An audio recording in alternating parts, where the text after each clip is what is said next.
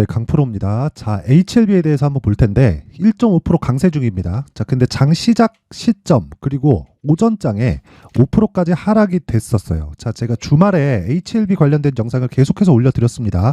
자, 그때 정확하게 제가 이야기를 드렸었던 게 흔들릴 수 있다. 자, 단기적인 상승폭이 많이 나왔습니다. 그렇죠? 12월 달 들어서 상승폭이 3만 원대에서 5만 원대까지 수직으로 상승했죠. 흔들릴 수 있어요. 흔들릴 수 있는데 매수 구간으로 잡아야 된다. 이런 부분을 뭐라 그랬죠? 제가 가격 전략, 그렇죠? 가격 전략이라고 이야기를 드렸는데 가격 전략에 대해서 제가 계속해서 강조를 드렸었던 이유는 한 가지 내용 때문에 그렇습니다. 주식은요, 무조건 가격이 먼저 반영을 해요. 가격이 먼저 올라가고 그 뒤에 실적이 따라 붙는다. 자, 그리고 바이오 관련해서는 제가 뭐라 그랬죠? 이제 과거 뭐 15년도 뭐 16, 그렇죠? 16년도 신라젠, 15년도에 한미약품, 그리고 17년도에 뭐 HLB, 뭐 HLB 같은 경우에 15년도부터 시작해서 17년도까지 계속 강세를 보였고 폭락을 한번 한 다음에 19년도에 또 치고 달렸죠.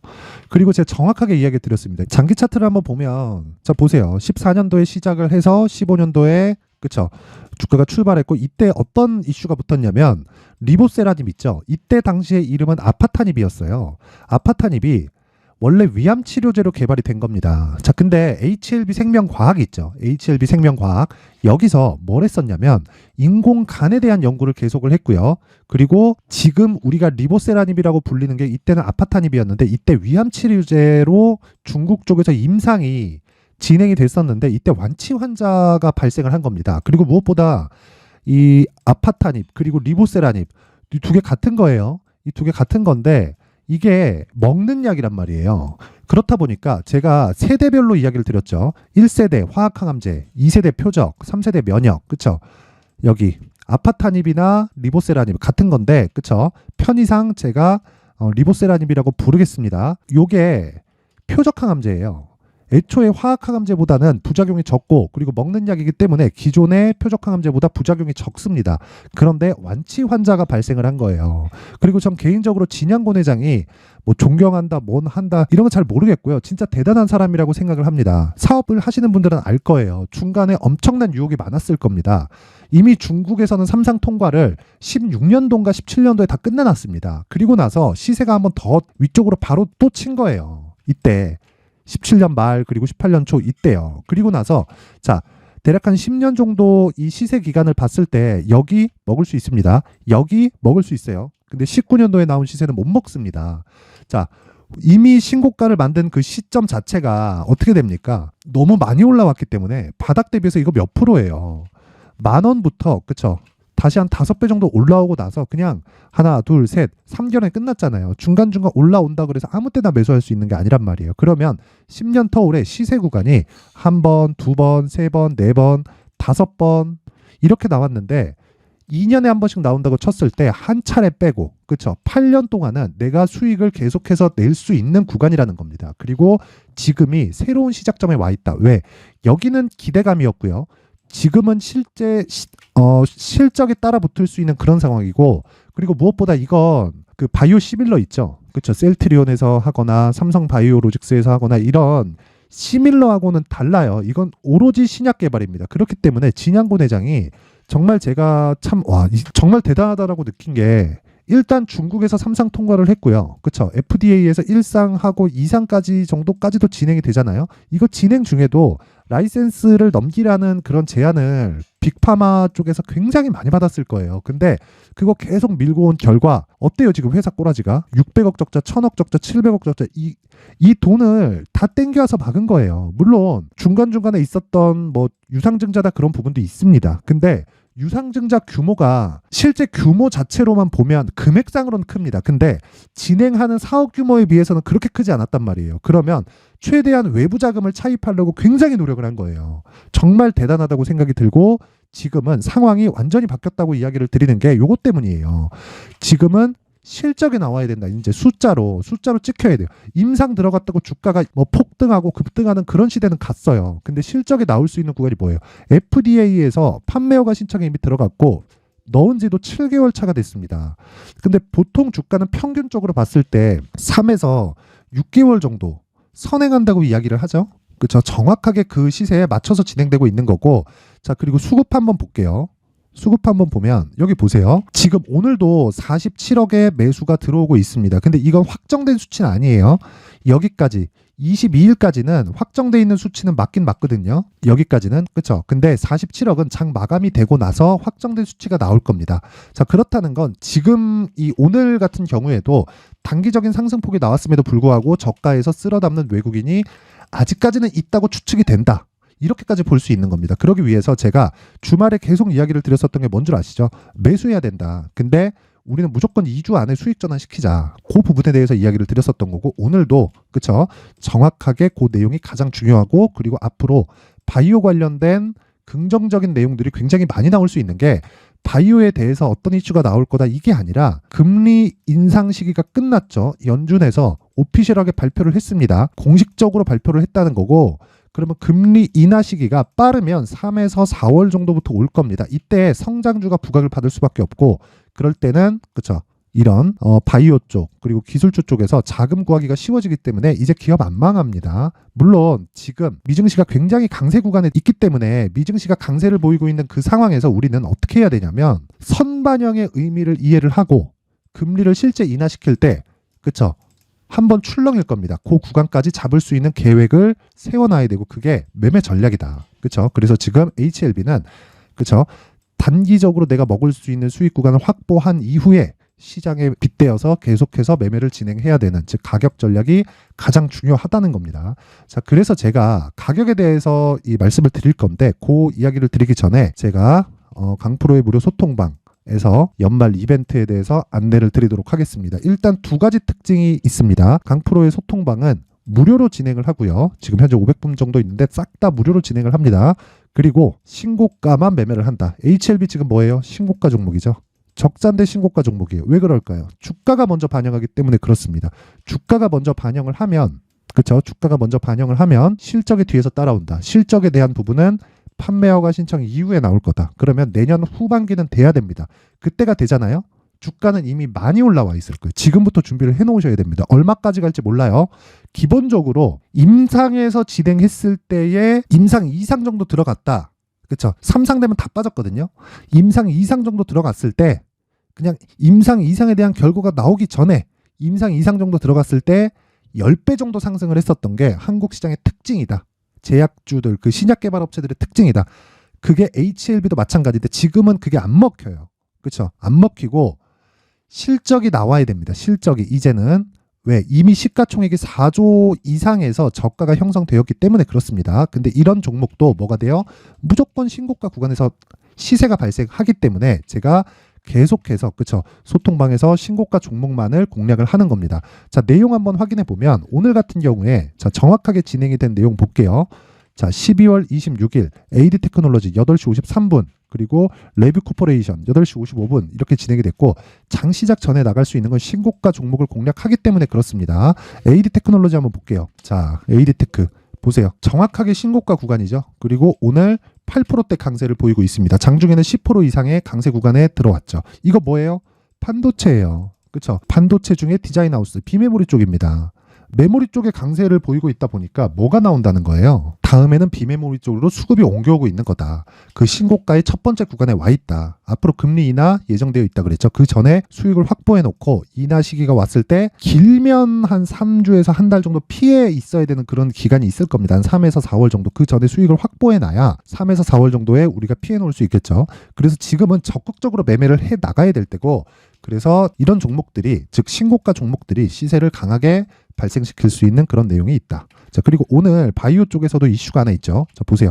12월 22일 레고캠 바이오 8시 54분에 진행됐죠. 내용 한번 봅니다. 레고캠 바이오. 자, 보세요. 오늘 10% 강세 그리고 장 시작 때는 18% 강세 출발을 했습니다. 고가 24%까지 잡히는데 22일 날 들어간 겁니다.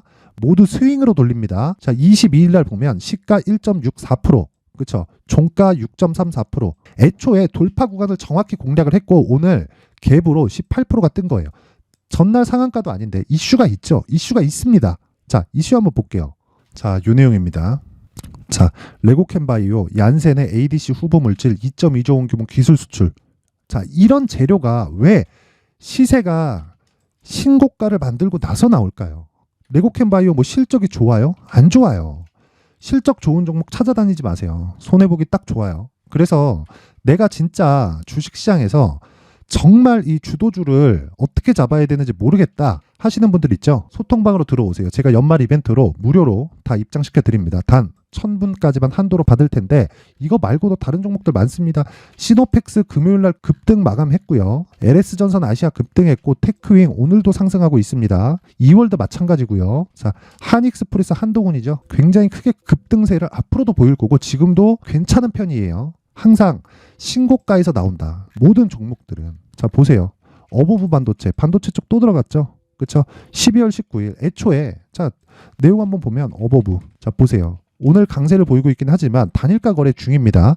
요 날이에요. 12월 19일 상한가 간 날. 정확하게 12월 19일 장 시작 전이죠. 8시 53분. 그렇죠? 이렇게 매매를 할 수 있는 이유가 무조건 신고가를 공략하기 때문에 그렇습니다. 신고가 외적인 다른 부분에서는 시장의 주도주를 잡을 수 없습니다. 그래서 내가 진짜 손절만 하고 있다. 그렇죠? 가격대를 잘 못 잡겠다. 시장의 주도주를 어떻게 파악하는지 모르겠다 하시는 분들은 소통방으로 입장을 하시고요. 무료로 진행을 하는데 한 가지 구독과 좋아요. 그렇죠? 구독과 좋아요 꼭 한 번씩 눌러주시고요. 저는 채널 성장의 목적입니다.